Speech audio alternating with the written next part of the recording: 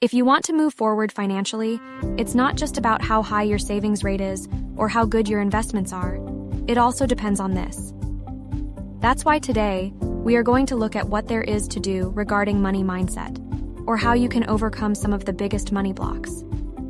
And I know that if this topic is new to you, then the term money blocks might sound a bit strange, like hocus pocus, woo-woo, or psychological nonsense. You may feel that it isn't really something serious. But trust me for now, there is something serious behind it. Because when you examine the power of our thoughts a little more closely, you can actually sometimes get the feeling that it's magic. Our thoughts only influence our actions, and our actions determine what our life looks like and what successes we can achieve. That's pretty logical. The term money blocks essentially just refers to how both positive and negative thoughts can affect our lives and our finances. Perhaps you are familiar with the term selective perception from psychology. It's simply about how our brain, or more precisely, the thalamus and midbrain, filter stimuli based on what they consider relevant. So when you engage with a topic more deeply, it signals your thalamus to adjust the filter and become particularly aware of signals related to that topic. Suddenly, you notice things about a topic everywhere that you hadn't noticed before. You might get the feeling that information is magically popping up everywhere, even though it was there all along. You just didn't see it. This phenomenon, when things suddenly appear everywhere that weren't obviously there before, at least not in your perception, is called the Baader-Meinhof phenomenon, just as a side note. When we return to the topic of money, these points mean that if you focus on your money and finances, the likelihood increases that you will notice opportunities and possibilities that you may have previously overlooked. In other words, when we work on a positive money mindset, it can indeed be beneficial for our financial success. Conversely, if we think negatively about money, it can have a corresponding negative impact on our finances. We may overlook opportunities, talk ourselves down about things that may not be bad, and not notice certain aspects at all. This means we are essentially blocking ourselves, perhaps without even realizing it. A positive attitude also allows you to be more relaxed and might help you think less obsessively about money. Because if you are constantly thinking that money is never enough, that everything is too expensive, or that you can't handle money well, that will not only stress you out over time but will probably also make you quite unhappy. However, if you can imagine how relaxed it would be if you could always think that you have enough money, that it comes to you in various ways, and that you never really have to worry about money, that is indeed much more relaxing. So the question remains, how do you manage to think more positively about money? Ultimately, it only works by consciously working on it, which means consciously working on your money mindset. And that's why I have compiled 5 exercises for you that we will look at now. But before we get to that, I would recommend that you download the Money Mindset Workbook. I have prepared a document for download where you can do the exercises directly. You can fill it out digitally or print it out and do the exercises, which makes it a bit easier for you. I will link it here in the info card and below in the video description. Now, let's move on to the first exercise, which is called Why I Deserve to Earn a Lot of Money. I mean, we both know you are great. But aside from that, think about why you deserve to earn a lot of money.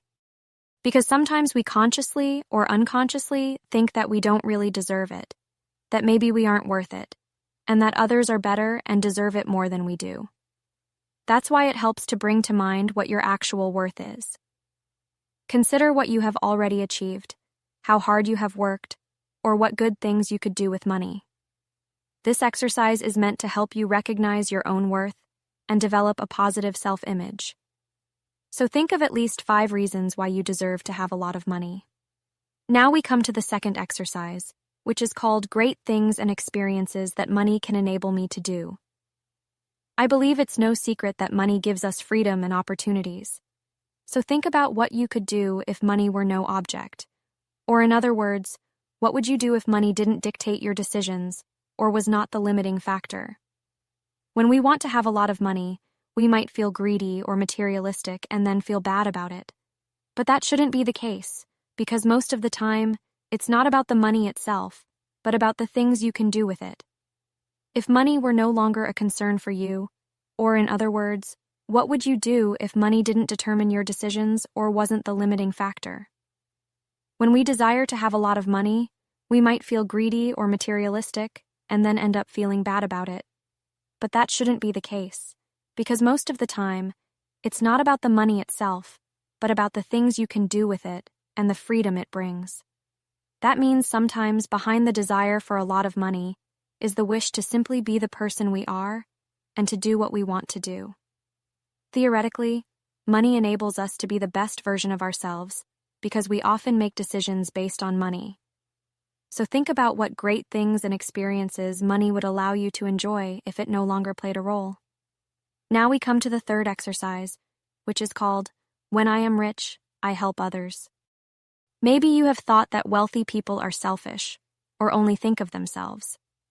Or perhaps you have thought that your environment would think poorly of you if you were rich. There is a belief that wealth makes you selfish. Yes, certainly there are wealthy people who are quite selfish, but there are also poor people who only think of themselves. In the end, it's not the money that decides this, but the individual's attitude. That means money itself is neither good nor bad. It always depends on what you do with it.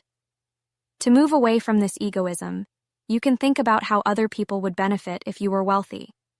So do a little thought experiment and imagine that you had truly a lot of money, so much that everything is taken care of, and you have even more left over. How could, for example, your family and friends benefit from this? Perhaps you would support various organizations. Maybe you could promote startups or your local elementary school. Think of at least 3 ways in which others could benefit from your wealth. Now we come to exercise 4, which is titled, My Personal Money Blocks Are the Following Thoughts. We have already identified some money blocks, such as negative thoughts like, wealthy people are selfish.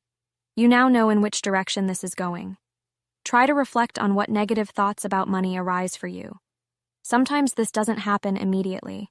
Sometimes you need to consciously pay attention to this for a longer period, and it's best to write down those thoughts. Here are a few examples to inspire you. Money blocks can mean things like, wealthy people are bad people. I can't handle a lot of money. It might overwhelm me. Others will think poorly of me if I am rich. Or, money is the root of all evil. You may already recognize yourself in some of these examples, but you really should take the time to introspect and be more aware of how you think about certain things, and then write it down. Now we come to the 5th exercise, which is called, My Money Mantra Is. Mantras are positive affirmations that are meant to influence our thinking when repeated, read, or said regularly. With a mantra, we essentially instruct our minds on what to think. The repetition helps ensure that thoughts take root in us sustainably. To consciously shape our thoughts, mantras must be repeated frequently and have some emotional significance. A sentence that is just said without meaning won't have much effect. That's why I've collected some examples of money mantras for you. These money mantras can include statements like, there is always more than enough money in my life. I deserve to be rewarded for my skills, my time, and my knowledge. I have a positive relationship with money and know how to spend it wisely. My income is constantly increasing. My job allows me to live the life I want. Every euro I spend and donate returns to me many times over. I can look at my finances without fear, and I have the power to create the success and wealth I desire. So think about what your personal mantra could look like. Perhaps one of these statements resonates with you, or you might want to modify one. Maybe you can come up with something entirely unique. Take some time to consider what is personally important to you and what resonates with you, and try to develop your personal mantra. Once you find your mantra, think about how you can integrate it into your daily life so that you see it as often as possible. Maybe you can write it on a post-it and place it on your computer or your bathroom mirror.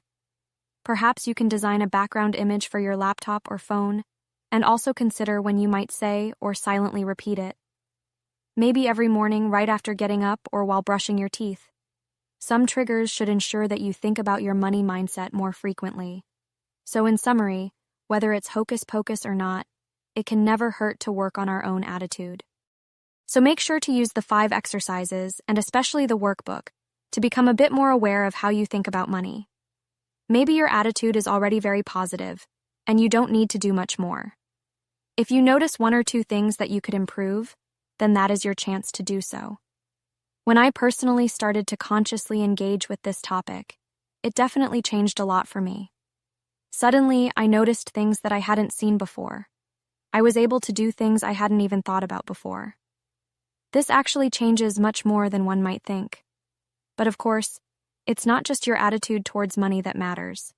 It also depends on what you do effectively. That's why you should definitely check out the next video, where I will show you the most important things regarding finances that I personally wish I had known earlier. So be sure to take a look at that. Thank you so much for watching, guys. Hope I could made you think and you start to play with the mindset topic. If you liked the video, please like and subscribe. We will be back with a new video soon. Thanks for having me. See you next time. Yours, Angela.